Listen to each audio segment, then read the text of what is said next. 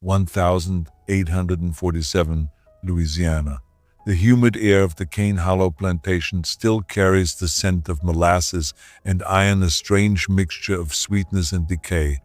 When a group of modern restoration workers unearthed a sealed cellar beneath the collapsed west wing, they expected old wine or rusted tools. Instead, they found a single wooden chair bolted to the floor and a ledger written in an elegant hand that seemed to tremble off the page. Its first line read, "The gift has become a burden I cannot return." The discovery reignited whispers about a family once erased from polite memory, the Moreaus, a dynasty of sugar and silence. For decades, local records listed them only as extinct proprietors. No one spoke of their downfall, only that it came suddenly, and that the estate had never known peace since. What was hidden in that cellar? Why had their story been buried under layers of official forgetfulness? Before we dive in, tell me where you're listening from and what time is it there, because the hour might matter. To understand Cane Hollow, one must step back to the world that birthed it. Louisiana, in the 1840s, was a kingdom of wealth carved from suffering. Sugar was currency, and men like Elias Moreau ruled like minor monarchs. His lands stretched beyond sight, his parties rivaled those of governors, and his word decided futures. Yet all accounts describe him as a man haunted by a single concern, his daughter, Clarissa. Born frail and isolated, she rarely appeared in town. Servants remembered her window always shuttered, her meals taken alone, her laughter a sound none could describe because few had heard it. Clarissa's life might have passed in obscurity had Elias not made a fateful decision recorded in an 1845 purchase ledger. Among entries of tools and livestock appears one human named Jonas.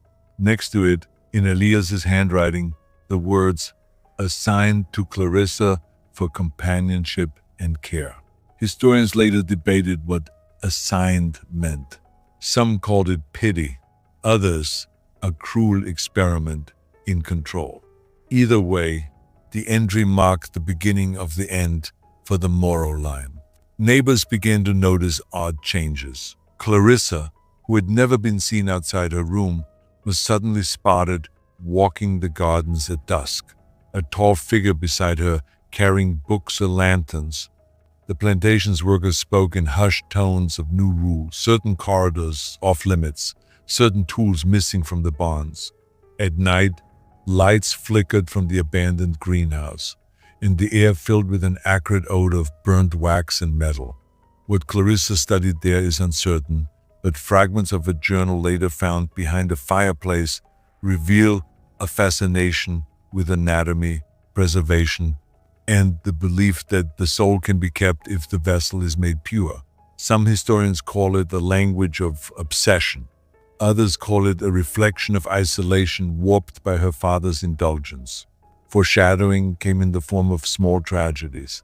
Livestock found drained of color, the gardener vanishing after complaining of headaches, and the estate doctor resigning abruptly with no explanation. Elias, ever proud, dismissed rumors as superstition, yet he doubled the guards near the greenhouse and forbade entry after nightfall. The last recorded evening before disaster came from the household cook's testimony decades later. She recalled hearing Clarissa's laughter echoing across the yard for the first time, sharp and triumphant. The next morning, smoke rose from the greenhouse. Inside, workers found broken glass and the stench of chemicals. Clarissa was gone. Jonas was nowhere to be seen. Elias locked himself in his study for 3 days. When he finally emerged, he ordered the greenhouse sealed with bricks and forbade anyone to speak her name. From that day, the plantation entered its twilight. Letters from visitors describe Elias as hollow-eyed, obsessed with constructing a new wing to preserve what remains. The local sheriff's logs mention complaints of foul odors and strange deliveries, lime, lye, and large quantities of beeswax. The entries stop in late 1847, the same year the estate abruptly closed. For nearly a century, no one entered Cane Hollow. The surrounding land swallowed it whole, until only the cypress trees remembered its outline. Then came the restoration project that uncovered the cellar, the chair, the ledger, and something else the workers never reported publicly. A glass container clouded with resin and the faint silhouette of a face inside. Historians at first dismissed the find as myth, but the handwriting in the ledger matched Elias Moreau's, authenticated by surviving letters in state archives. The final pages describe guilt and confusion. She asked for eternity, and I could not deny her. Now the house itself refuses to die. Part 1 ends here, with the cellar newly opened and the ghosts of Cane Hollow whispering again. The investigation into what truly happened to Clarissa Moreau and to Jonas was only beginning. By the time state historians arrived at Cane Hollow to examine the sealed wing, most of the workers had already quit. They claimed the air grew heavy each time they stepped near the brickwork, as if the structure itself exhaled. The historians began cataloging everything in professional calm plaster fragments, tools, the curious ledger that mentioned a gift, and, most importantly, an unmarked crate containing preserved manuscripts. Among them was a partial diary signed by Elias Moreau, written in his exact hand but under a different name, E.M. for the Society. The handwriting was delicate but erratic. Early pages described an obsession with retaining spirit beyond decline, echoing the strange beliefs that had shaped parts of 19th century medicine and pseudoscience. Elias mentioned attending gatherings in New Orleans where scholars discussed the transference of life through preservation. Most historians dismissed those meetings as eccentric salons, yet these passages gave them context for his later decisions. He was not a madman acting in isolation. He was part of a forgotten movement that blurred science, faith, and power. As researchers reconstructed the timeline, they found receipts from a French supplier of mineral wax and a shipment record for a brass-bound apparatus used in early embalming experiments. The dates aligned precisely with Clarissa's disappearance. A local archivist noted that the Moreau family accounts suddenly drained their fortune that same year, as if every coin had gone into some hidden construction beneath the estate. The estate plans, retrieved from county archives, revealed something extraordinary. Beneath the greenhouse where Clarissa was last seen was a chamber accessible only by a spiral stair. Its purpose had never been listed on any permit or record. Using the diagrams, the restoration team reopened the passage, finding the steps intact but covered in a fine white residue. Every rung echoed against the hollow space below, the sound amplified like a heartbeat. At the base lay a circular room lined with shelves. Each shelf held sealed glass jars containing unidentified matter preserved in yellowed resin. None were labeled. In the center stood the chair already described. In reports, iron bolts fused to the floor, an indentation in the dust suggesting something heavy had once rested before it. On the far wall, faint script etched into plaster read, "Do not wake the gift." Forensic testing later confirmed that the plaster originated from 1847. No human remains were identified in the jars, only plant and animal tissue, though certain patterns suggested experimentation with preservation techniques. The findings were disturbing but inconclusive. Yet the historians were not satisfied. They turned back to the diary, translating its final entries line by line. Elias wrote of hearing voices in the nights following Clarissa's disappearance, her footsteps above, though no boards creaked. He described Jonas, the attendant, as missing but not gone, and insisted that their union of service had bound the estate itself. In his final dated note, he wrote simply, "She breathes through the walls." Scholars interpreted this as the descent of a guilt-ridden man into delusion. But one field researcher, Dr. Lanier, found something that shifted the debate. She discovered a folded letter wedged between the diary's pages, sealed with wax, imprinted by the Moreau crest.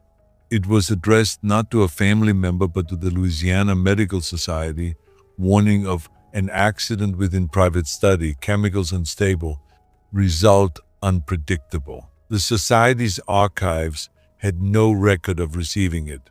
When news of the discovery reached the press, local reporters flooded the quiet parish with speculation.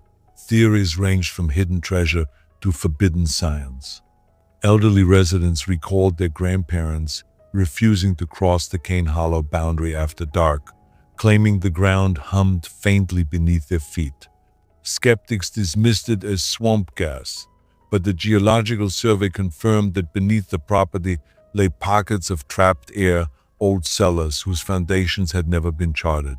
Further digging uncovered a sub-basement sealed by rusted steel plates. When crews managed to open it, they found rows of wooden crates wrapped in oilcloth, each marked with the year between 1842 and 1847. Inside were pages from journals, anatomical sketches, and correspondence between Elias and a Parisian chemist identified only as B. The letters discussed preservation methods using resin and wax to retain form beyond natural time. One phrase stood out: "The vessel is only lost when the will to hold fades." The chemist's identity remains uncertain, but shipping records show a Monsieur Berthaud traveling from Marseille to New Orleans in 1846. He vanished soon after arrival. The coincidence deepened the mystery. Had Elias financed these experiments through this man, or had he silenced him to keep the secret? Historians split over interpretation. Some saw a desperate father searching for medical aid for his isolated daughter. Others believed he had been chasing something far darker, a triumph over mortality itself. The community's reaction at the time was one of denial. Church archives contain sermons warning against the sin of preserving what heaven has claimed. No names were spoken, but parishioners understood. By early 1848, all references to the Moros ceased. Land deeds passed quietly to state ownership, and the family plot received no markers. It was as if an invisible hand had erased them from the ledger of Louisiana's living families. Modern analysis of handwriting in the journal showed two distinct styles. One was undeniably Elias's. The other, more delicate but equally firm, matched the initial letters of Clarissa's surviving notes. In those fragments, she wrote about building a stillness where decay cannot enter. If authentic, it meant she had continued her father's work willingly, not as a subject but as a collaborator. The implication unsettled even the most stoic researchers. In interviews decades later, descendants of the estate workers recounted family tales about a single night when the mansion's windows glowed blue and a sound like singing echoed from underground. The next morning, the master dismissed half the staff, sending them north with pay and a warning never to return. The remaining workers were said to have dug trenches around the greenhouse before leaving as well. None could explain why. By cross-referencing payroll records, investigators found that Jonas's name disappeared 2 weeks before Clarissa's. Yet a later census from 1850 listed a J. Moreau living on the outskirts of Baton Rouge, occupation caretaker. Whether this was coincidence or deliberate disguise, no one knows. The handwriting on that record bears similarities to Jonas's known signature, suggesting he may have survived, perhaps protecting something or someone hidden from the world. Every new discovery raised more questions than it answered. Why did Elias refer to a society? What was its purpose? And why did state officials later redact parts of his estate file? One memo dated 1901 from the Department of Historical Properties mentioned biological artifacts transferred from Cane Hollow to an undisclosed facility for storage. Their current location remains classified. The surviving villagers still treat the ruins with superstition. Hunters claim that when fog settles thick over the fields, The old plantation lights up for a few seconds as if reliving its final night. Historians remain cautious, yet even they admit the coincidence is difficult to dismiss. By the end of the 20th century, Cane Hollow had become a case study in the ethics of historical erasure. Was Elias Moreau a visionary who lost himself in obsession, or a father blinded by privilege trying to cage time? The debate divides scholars to this day. What is certain is that every attempt to catalog the site has been met with inexplicable setbacks, equipment failure, corrupted files, or sudden illness among team members. Rational minds call it coincidence. Others whisper that the gift still guards its secrecy. The ledger's final untranslatable line, scrawled in fading ink, reads, "When the vessel is seen, remember the death of silence." The investigation is far from over. As new teams prepare to reopen the sealed sub-basement, questions multiply faster than answers. What truly lies beneath the layers of wax, dust, and history's deliberate forgetting? When archaeologists returned to Cane Hollow the following spring, they carried new equipment, high-resolution scanners, and a determination to end the speculation. The sealed sub-basement was opened under strict supervision. Air that had not moved for more than a century drifted upward, heavy with a faint sweetness. Cameras recorded every step. What they uncovered was not treasure, but order and arrangement so deliberate it felt ceremonial. Against the far wall stood a table carved from single oak slabs, its surface engraved with overlapping circles and numbers. Beneath it lay a small iron chest wrapped in tar-stained cloth. Inside were fragments of wax tablets inscribed with equations, sketches of human and botanical forms combined into impossible shapes, and a note written in a trembling hand. To preserve is not to defy the end, but to bargain with it. This line became the key to understanding Elias Moreau's true motive. He had not been merely experimenting with chemistry, he was chasing the illusion of moral control over decay itself. His fortune, his daughter's isolation, even the boundaries of ownership that defined his world, all had driven him to believe that what he possessed could be maintained indefinitely. Historians now saw Cane Hollow not just as a physical ruin, but as the reflection of a psychological empire built on the fear of loss. When the recovered materials were examined in a state laboratory, analysts discovered traces of early embalming compounds combined with plant resin from species native to the Caribbean. Such mixtures were known in the 19th century among certain medical circles exploring preservation of natural specimens. It suggested that Elias's so-called society had exchanged knowledge far wider than Louisiana's borders.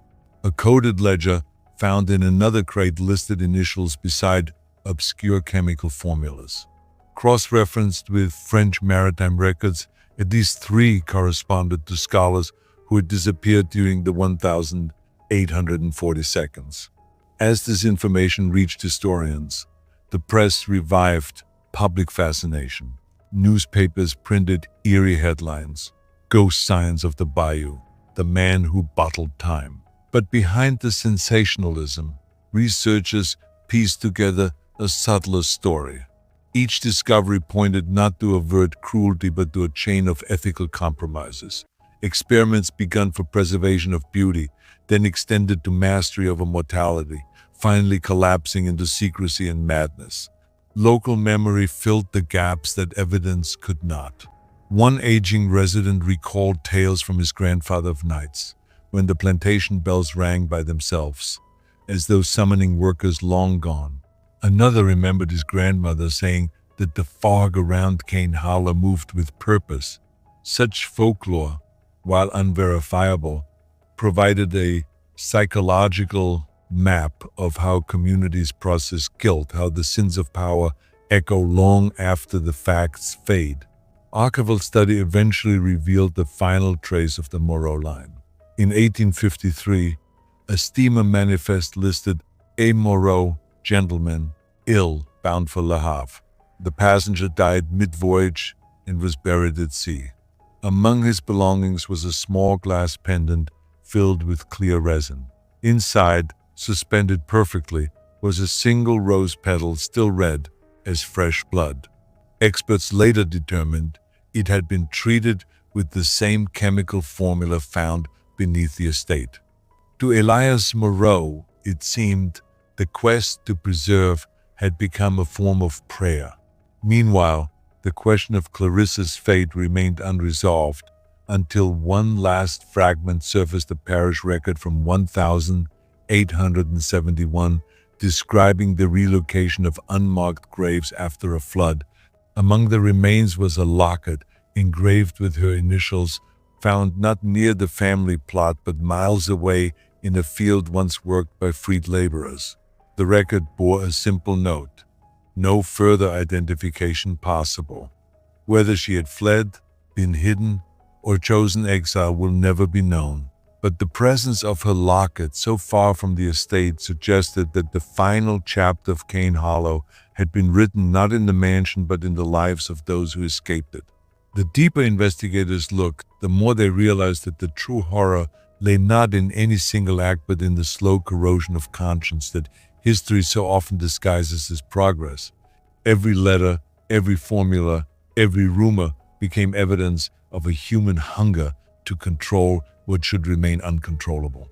The plantation's wealth, built on command over land and people, had simply evolved into a command over time itself.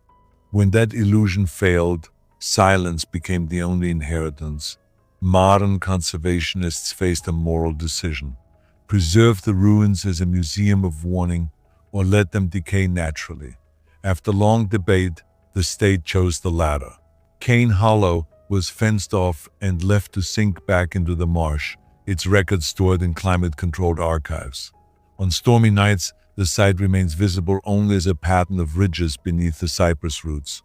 Visitors report nothing unusual, only the persistent sense of being watched by history itself.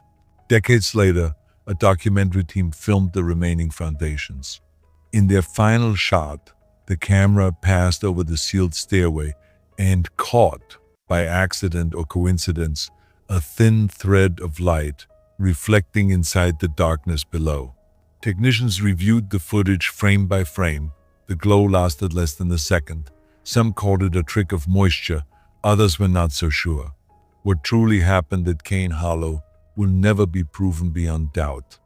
But each recovered object speaks with quiet authority. The diary, the ledger, the wax-sealed pendant, all fragments of a world that tried to rewrite its own mortality. Historians still debate whether to classify the case as a scientific curiosity or a moral parable. Either way, it stands as a reminder that the past's cruelties are not only in what people did, but in what they tried to preserve about themselves. Perhaps that is why the discovery unsettles even those who believe in reason. The plantation may be gone, the names erased, but the desire to master time, the same impulse that led Elias Moreau to his underground chamber, survives in quieter forms today.